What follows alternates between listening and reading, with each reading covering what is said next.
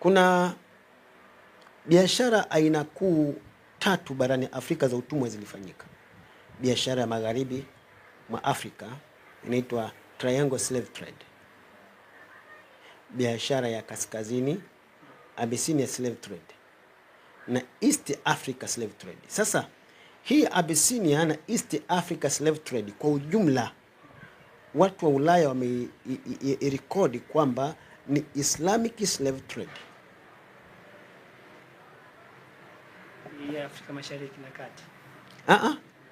Abyssinia yani kaskazini mwa Afrika, nchi ya Ethiopia, hii kulifanyika utumwa hapa. Mlango mkuu kawa ni Ethiopia, Eritrea kuingia nchi za Kiarabu, na ukanda wa Afrika Mashariki kulifanyika biashara. Hizi biashara mbili hizi zilimewekwa kwenye kapu moja, zinaitwa ni East Africa Islamic Slave Trade. Kwa maana zinanasibishwa kwamba ni biashara za utumwa za Waislamu katika ukanda wa Afrika Mashariki.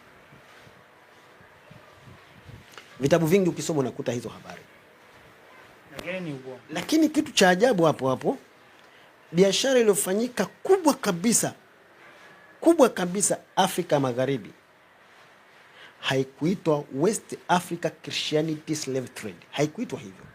Ingawa kwa mara ya kwanza watumwa 8, tusikilizana vizuri hapo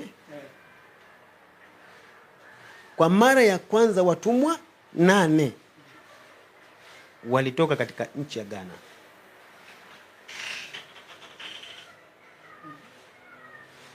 Umenielewa? Watumwa 8 wanatoka katika nchi ya Ghana.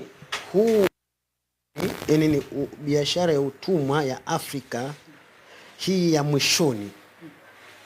Watumwa wa kwanza kukamatwa walikamatwa Afrika Magharibi. Sababu hapa kuna kitu kimoja lazima uelewe. Kuna biashara ya muda mrefu ya Afrika na nchi za Ulaya na Uarabuni ya utumwa ilikuwepo. Ilikuwa inakwenda lakini kwa taratibu. Haikuwa ni biashara kubwa sana. Ilikuwa iko slow. Sasa kuna biashara ilikuja kufanyika. Sasa hiyo sio biashara slow. Ilikuwa ni biashara kubwa iliyohitaji marekebu, vyombo vya baharini vikubwa kubeba watu maelfu, kwa sababu inaelezwa kuna meli ya Kifaransa ilibeba hapa Tanzania hapa kwenye bahari ya Hindi siku moja watumwa 14,000. Siku moja pade watumwa 14,000. Maana yake hapo ni kama vijiji 5 mpaka 7 vimekusanywa, vyote vimeondoka.